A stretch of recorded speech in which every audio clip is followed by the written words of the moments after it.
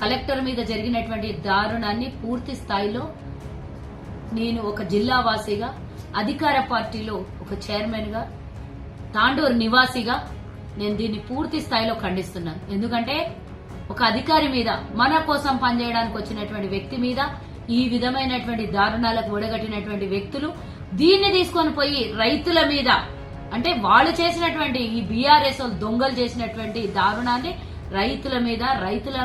రైతుల మీద పడేసే ప్రయత్నం చేస్తున్నటువంటి వీళ్ళకి హెచ్చరిస్తున్నా.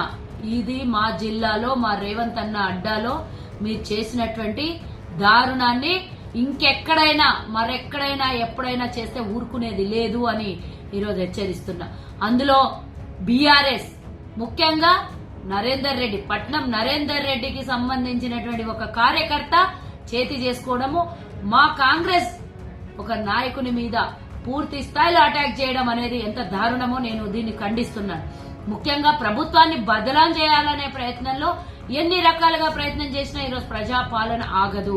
మీరు ఇంకో రకంగా ఎన్నన్నా చేసుకోండి, రేవంత్ అన్నను బదలాం చేద్దాం, పార్టీని బదలాం చేద్దాం, ప్రభుత్వాన్ని బదలాం చేద్దాం చేస్తున్నటువంటి దారుణాల్లో మీరే ఊసులో మీరు బిగుసుకొని పోతున్నారు. రేపు ఉచ్చులో బిగుసుకొని పోయి జైలుకి వెళ్లేది ఖాయమని తెలిసి ఓడి పోయి ఢిల్లీలో కూర్చుంటాడు. వారి కేటీఆర్ ఆదేశానుసారం నరేందర్ రెడ్డి ఈరోజు తన కార్యకర్తలతోని, తన గుండాలతోని, టీఆర్ఎస్ గుండాలతోని ఒక కలెక్టర్ మీద అటాక్ చేయించాడు. చూడు బిడ్డ, ఖబర్దార్ నరేందర్ రెడ్డి, మళ్ళొకసారి ఆడు ఎట్లా తిరుగుతో చూస్తాం కొడంగల్లా. అసలు ఫస్ట్ ఆఫ్ ఆల్ ఆ కార్యకర్త చేసిన తప్పేం లేదు, వీడిని ఫస్ట్ తీసుకొని పోయి జైల్లో పెడితే చక్కగా అవుతారు. కలెక్టర్ మీద దాడి చేపిస్తావా? మీరు చేసినటువంటి బండారం బయటపడింది కదా, 42 సార్లు నీకెందుకు ఫోన్ చేసిండు వాడు? అంటే నువ్వు చేసిన దారుణాలకి కార్యకర్తలు బలైపోయి వాళ్ళు వచ్చి మా కార్యకర్తల్ని, మా నాయకుల్ని కొట్టడము, బదలాం చేయడము, రైతుల మీద తోసేయడం, అన్యం పుణ్యం తెలియని రైతుల మీద. నిన్న వచ్చింది కలెక్టర్ దేనికోసం? వాళ్ళతో మాట్లాడి చర్చలు చేసి, వాళ్ళకి ఇష్టం ఉంటేనే కదా కొనుగోలు చేసేది పొలాలు, వాళ్ళకు అన్ని విధాల అనుకూలంగా ఉంటేనే కదా మరి ప్రభుత్వం కొనుగోలు చేస్తుంది.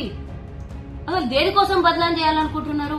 ఎందుకు? ప్రజలకు అవసరాలు తీరుస్తున్న ప్రభుత్వాన్ని, లేదు అనంటే మీకు దక్కని ప్రఖ్యాతి ప్రభుత్వానికి దక్కుతుందనా, లేదా జైలుకు పోతామని భయంతో ఇట్లాంటివన్నీ వేషాలు వేస్తున్నారా? కేటీఆర్, నువ్వు పోయి ఢిల్లీలో అమిత్ షా దగ్గర కాళబేరం పోయినావు, నీ అనుచరుడైన నరేందర్ రెడ్డితోని కలెక్టర్ మీద దాడి చేయించినావు. ఇది మామూలు విషయం కాదు.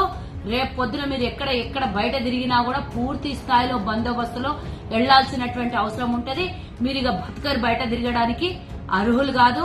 అసలు మీరు మీ కార్యకర్తలు సర్వం కోల్పోయి ఈరోజు రాజకీయంగా ఖతమైపోయిందని తెలిసి ఈ విధంగా కాంగ్రెస్ చేస్తున్న అభివృద్ధిని అడ్డుకొని 5,000 కోట్లు మా జిల్లాకి, కొడంగల్కి అభివృద్ధి కోసం కేటాయిస్తే మా జిల్లా అభివృద్ధి కావద్దా?